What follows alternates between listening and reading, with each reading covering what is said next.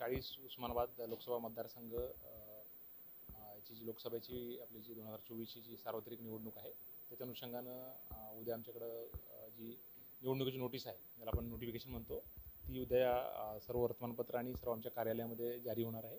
त्याच्या अनुषंगानं उद्यापासून दिनांक 19 एप्रिलपर्यंत जे दररोज सकाळी 11 ते 3 या काळामध्ये जे कोणी त्या उमेदवारीचे इच्छुक असतील ते त्यांचे उमेदवार असतील किंवा त्यांचे जे प्रपोजर्स आहेत ते या ठिकाणी येऊन आमचे जे उमेदवारी अर्ज आहेत ते या ठिकाणी घेऊ शकतात. आणि 19 तारखेच्या 3 वाजण्यापूर्वी आपल्याला जे पूर्ण जे आपले ॲफिडेविट्स आहेत त्यांचे उमेदवारी अर्ज आहेत आणि इतर जे काही डॉक्युमेंट्स आवश्यक आहेत ते आमच्या कार्यालयात सबमिट करणं आवश्यक आहे. त्याचबरोबर आम्ही या ठिकाणी जे दररोज आपण जे उमेदवार आम्हाला अर्ज सादर करणार आहेत त्यांची छाननी करून त्यात काही त्रुटी असतील तर त्यासाठी आम्ही सेपरेट पथकं या ठिकाणी बनवली आहेत. त्याचबरोबर जे आपण डिपॉझिट जमा करतो तर त्याच्या करण्यासाठी सुद्धा एक सेपरेट आम्ही टेबल उपलब्ध करून दिलेलं आहे.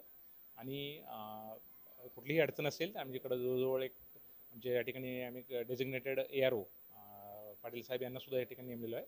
कुठलीही अडचण या ठिकाणी कुठल्याही उमेदवारांना किंवा त्यांच्या जे इलेक्शन एजंट असतील किंवा मग त्यांचे जे कोणी प्रपोजर असतील त्यांना जर काही अडचण असेल तर ती आमची पूर्ण त्यानंतर इलेक्शनला उमेदवारी अर्ज दाखल केल्यानंतर इतर ज्या काही आपल्या निवडणूक खर्चाच्या संदर्भातल्या पण जे काही आपल्याला पूर्ण प्रक्रिया पार पाडायची असते त्याच्यासुद्धा संपूर्ण डिटेल्स आणि तपशील आम्ही या ठिकाणी उपलब्ध करून दिलेला आहे.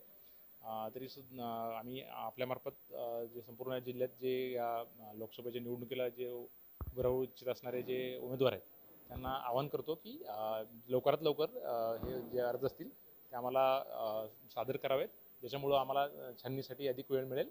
आणि याचबरोबर इतर जे काही आयोगाच्या सूचना आहेत त्याचेसुद्धा संपूर्ण आम्ही लिखित स्वरूपात आणि जे आमची जी टीम आहे ते तोंडी स्वरूपात आम्हाला मार्गदर्शन करण्यासाठी तयार आहोत.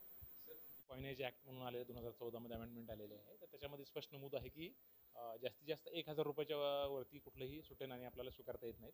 त्याच्यावरती म्हणजे याला लिगल टेंडर म्हणतात किंवा ज्याला आपण म्हणू की 1000पेक्षा जास्त रक्कम आपल्याला सुट्टीच्या स्वरूपात स्वीकारता येत नाही. त्यामुळं आपल्या सर्व उमेदवारांना आपल्यामार्फत सूचना देऊ इच्छितो की जास्तीत जास्त 1000 रुपयापर्यंत आपल्याला सुट्टी देतात. त्याच्यावरची जी उर्वरित रक्कम असेल आपल्याकडे जो सामान्य जनरल कॅटेगरीतला जो उमेदवार आहे त्याच्यासाठी 25,000चं डिपॉझिट आहे. आणि जर तो उमेदवार शेड्यूल कास्ट किंवा शेड्यूल ट्राईब्स या कॅटेगरीमध्ये असेल तर 12,500 आहे. तर ते 1000च्या वर जर काही रक्कम असेल तर ती त्यांना कॅशमध्ये किंवा त्यांनी आम्हाला जी ट्रेझरी चलन आहे त्याच्यामार्फत भरता येते.